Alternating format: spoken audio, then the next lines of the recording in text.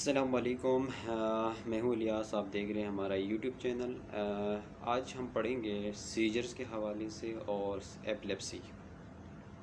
Difference पढ़ेंगे आज हम ज़रा क्लियरली कि सीजर क्या होता है और एपिलेप्सी क्या है। स्टूडेंट्स देखें, सीजर और एपिलेप्सी में देयर अ बिग डिफरेंस। हम हमेशा कंफ्यूज होते हैं कि जब पेशेंट को सीजर होता है तो उसको डायग्नोज किया जाता है एपिलेप्सी, यानी एपिलेप्सी डायग्नोज किया जाता है एक या दो सीजर्स की वजह से।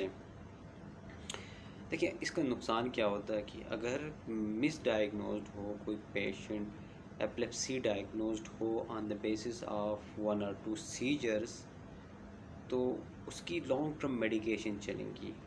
उन मेडिकेशंस का जो है कि साइड इफ़ेक्ट्स होंगे, ज़ाहिर है बॉडी के ऊपर साइड इफ़ेक्ट्स आ जाएंगे। लिहाजा जो है इट्स इम्पॉर्टेंट कि we need to differentiate seizure और एपिलेप्सी में। तो सीजर जो हैं, कहा यह जाता है कि अक्सर स्टूडेंट से पूछते हैं हम सीजर क्या हैं, तो वो कहते हैं कि abnormal firing in the brain, या समटाइम ये कहते हैं कि कंटिन्यूस एक्साइटेशन या continuous discharge of neurons is called cortical neurons is called seizure, या अंडर डिस्चार्ज हो ऑफ जो है below the normal level, that is also seizure. ये मतलब इस तरह की जो हैं डेफिनेशंस हमें याद हैं। बट अगर सपोज़ कंटिन्यूस अगर डिस्चार्ज ना हो न्यूरॉन्स की, तो it's difficult for our survival. तो कंटिन्यूस डिस्चार्ज होना ज़रूरी होता है। सम टाइम जो है हमारे ब्रेन में न्यूरॉन्स की ओवर जो है स्टिमुलेशन होती हैं, but that is not a seizure, and these are important for our life, for our survival. तो ये कंटिन्यूटी ऑफ जो है समटाइम ओवरडोज और समटाइम जो है हम कहें कि भाई under level of discharge of neurons, this is not the seizure. तो सीजर क्या है? सीजर जो है ये होता है कि there is abnormal activity in the brain which results in sensory या motor और psychomotor experiences, कि कोई ऐसी abnormal activity जो दिमाग के अंदर हो रही हो जिसकी वजह से कोई मोटर एक्टिविटी परफॉर्म हो रही हो, मोटर एक्टिविटी जो है सामने आ रही है, या कोई सेंसरी जो है बिहेवियर, या फिर कोई साइको मोटर बिहेवियर के साथ पेशेंट प्रेजेंट करता है। अगर इनमें से कोई भी एक चीज़ है तो that would be a seizure. यहाँ पे सेंसरी हैं या मोटर हैं, और फिर साइको मोटर जो हैं सेंसेशन, या हम उसको कहते हैं कि बिहेवियर्स, इस तरह से जो है सीजर प्रेजेंट करता है। समटाइम अगर हमारे जो फ्रंटल लोब हैं या जिसमें हमारा मोटर कॉर्टेक्स है, अगर मोटर कॉर्टेक्स में कोई सीजर जनरेट हो रहा हो, तो जो है वो फिर मोटर प्रेजेंटेशन शो करेगा। कि सपोज़ हमारे लेफ़्ट जो है फ्रंटल कॉर्टेक्स में यानी मोटर कॉर्टेक्स में अगर कोई एबनॉर्मल एक्टिविटी जनरेट हो रही हो, तो हमारा जो है राइट आर्म जो है या right side of the limb की जो है जर्किंग होना शुरू होगी। तो this jerking is actually the motor manifestation. इसी तरह अगर लेफ़्ट जो है हेमिस्फेयर या लेफ़्ट हमारा कॉर्टेक्स है, मोटर कॉर्टेक्स में कोई ऐसा एबनॉर्मल फायरिंग स्टार्ट हो, देन क्या होगा जी? देन हमारा right side of the body will show motor manifestations. This is how seizures present. इसी तरह हमारा सेंसरी कॉर्टेक्स जो कि पैराइटल लोब में है, यानी सेंट्रल सल्कस से आप पोस्टीरियर जाएंगे तो सेंसरी कॉर्टेक्स हैं। वहाँ पर अगर कोई ऐसी नॉर्मल न्यूरोनल फायरिंग हो, तो फिर पेशेंट सेंसरी सिम्टम्स के साथ प्रेजेंट करेगा। फॉर एग्ज़ाम्पल जो है बर्निंग आप जो हैं आर्म हो या लेग्स हैं, ठीक है, स्टार्ट हो जाएगी। यानी नमनेस टाइप एक्टिविटी जो है हमारे लिम्स में स्टार्ट होगी सम टाइम। और इसी तरह जो है फिर हमारी विजुअल हेलुसिनेशंस भी हो सकती हैं, ठीक है। So this could be like sensory symptoms, present symptoms होने लगते हैं पेशेंट को। तो ये क्या होगा, अभी सेंसरी जो हैं मैनिफेस्टेशंस हैं ऑफ अ सीजर। इस तरह साइकोमोटर जो हैं हमारे पास बिहेवियर्स के साथ प्रेजेंट करते हैं पेशेंट, जैसे कि फिर उनके जो है ना टेस्ट बैठे बैठे चेंज हो जाता है, और sometimes he has no sweets in his mouth, but he or she will feel that he has sweets in the mouth. So this is like reality, और जो रियलिटी नहीं है वो शो करेगा, फैंटेसी टाइप जो है बिहेवियर्स पेशेंट शो करता है। तो दिस इज़ लाइक इसी तरह जो है टेस्ट चेंज हुआ, इसके बाद जो है विजुअल हेलुसिनेशन, और फिर ऑल्फैक्टरी जो हैं स्मेल्स आने लग जाती हैं, और गेस्टेटरी जो हैं फिर हेलुसिनेशंस होती हैं। So all these are indications of seizures. अगर ये मतलब अगर कोई नॉर्मल ब्रेन में फायरिंग हो रही हो साथ इस तरह की प्रेजेंटेशंस हैं, तो दीज आर सीजर्स। लाइक ये सारे टेम्पोरल लोब पे सीजर के साथ इस तरह होता है कि पेशेंट को जो है ना ऑल्फैक्टरी उसके सेंसेशंस होने लगती हैं, फिर उसका टेस्ट चेंज होता है, और फिर गेस्ट्रेटरी जो हैं हेलुसिनेशंस होने लगती हैं। इसी तरह जो हैं फिर सिमिलर थिंग्स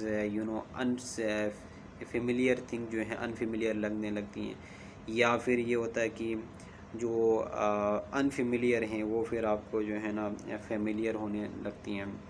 सो इस तरह की जो है प्रेजेंटेशन, या जैसे कहते हैं डिजाऊ या आर जेम्स, वो डिजाऊ में ये होता है कि जो है ना ओवर फेमिलियरिटी जो हैं होने लगती हैं, और फिर जेम्स वो में अनरियलिटी मतलब शो होने लगती हैं।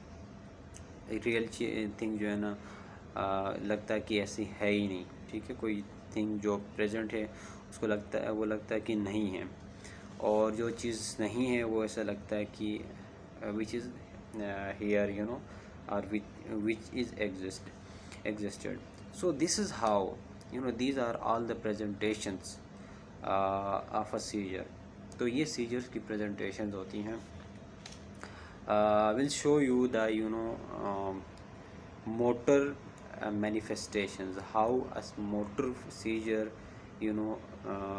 occurs. अगर कोई seizure होता है motor, so how a patient will present with motor manifestations. So there are types like tonic होता है, फिर क्लोनिक है, फिर टॉनिक क्लोनिक प्रेजेंटेशन होती हैं, देन मायोक्लोनिक हैं। Will see you. अच्छा, ये जो है ना 3-4 टाइप्स हैं जी मोटर कॉर्न सीजर्स की। टॉनिक हैं, क्लोनिक हैं, टॉनिक क्लोनिक हैं, और मायोक्लोनिक सीजर्स। अच्छा जी, टॉनिक जो सीजर हैं वो कैसे होते हैं?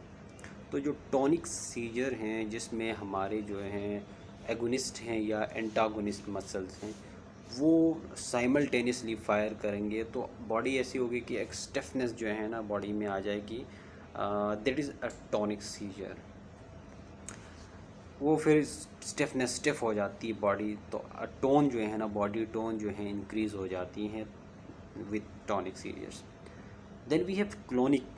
क्लोनिक में ये होता है कि जर्किंग होती है continuously, it could be whole body jerking, या फिर जो है एक साइड की जर्किंग हो सकती है, पार्शियल या फोकल जर्किंग जैसे कि हम कहते हैं। वो फिर जर्किंग कंटिन्यूस जर्किंग होने लगती हैं like this. So this is clonic activity. So ये this motor activity, so clonic jerking. Then we have tonic clonic. तो उसमें ये होता है कि टॉनिक क्लोनिक में पहले बॉडी जो है स्टिफ हो जाती है, देन जो है जर्किंग स्टार्ट हो जाती है। तो this is tonic clonic seizure. Clonic का मतलब है जर्किंग। तो देन इसके बाद ये होता है कि मायोक्लॉनिक भी एक्टिविटी। मायोक्लॉनिक ये होता है कि सडन आपके पास कोई चीज़ है हाथ में, सडनली एक जर्क होता है और then the thing will be thrown, ठीक है, थ्राउन अवे। आप अनवॉलेंटरली जो है एक मोमेंट होती है, जर्क एक्टिविटी होती है, और जिससे जो है जो भी आपके पास होती है वो गिर जाती है। तो ये डिफ्रेंशिएट करना आपने है कि मायोक्लोनिक और क्लोनिक से। मायोक्लोनिक जो है एक सिंगल जर्क हो जाता है, क्योंकि मायोक्लोनिक की मेडिकेशन भी आगे डिफरेंट होती है क्लोनिक जो है जर्क से, तो वो डिफ्रेंशिएट करना ज़रूरी है कि। और उसमें भी ईजी में भी आपको डिफ्रेंशिएट करना आना चाहिए मायोक्लोनिक में और क्लोनिक में। तो क्लोनिक जो हैं वो कंटिन्यूस जर्किंग होती है, मायोक्लोनिक जो हैं यूजुअली सिंगल जर्क्स हैं। अब ईजी में यूजुअली अगर मायोक्लोनिक के साथ देखोगे तो उसमें पॉलीस्पाइक एंड वेव डिस्चार्जेस आते हैं, और जबकि क्लोनिक जर्क्स में फिर आपको usually spike and wave discharges आपको देखने को मिलते हैं। So this is different types how are motor seizure present। और उसके बाद जो है हम डिस्कस करेंगे कि सेंसरी सीजर्स और फिर साइकोमोटर सीजर्स।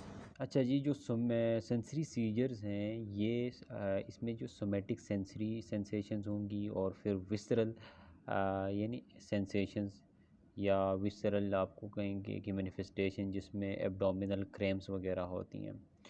जो सेंसरी सेंसेशंस हैं वो आपको बताया था कि जैसे हमारी बॉडी में जो है कोई बर्निंग स्टार्ट हो जाए किसी एक लिम्ब में, ठीक है, इसी तरह एब्डोमिनल क्रैम्प स्टार्ट हो जाएं, वो फिर जो है ना विसरल, यानी वो विसरल जो है सिम्टम्स शो कर देगी, यानी एब्डोमिनल क्रैम्प्स होंगी, गैस्ट्रिक जो है ना सिम्टम्स वगैरह।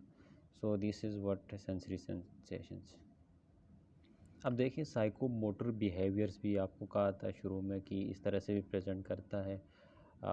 टेम्पोरल लोब पे एपिलेप्सी के जो पेशेंट हैं यूजुअली उसके जो है ना ऐसे इस तरह की बिहेवियर्स के साथ प्रेजेंट करेंगे। यानी टेस्ट चेंज होता है, एकदम बैठे बैठे पेशेंट का जो है ना टेस्ट चेंज हो जाएगा।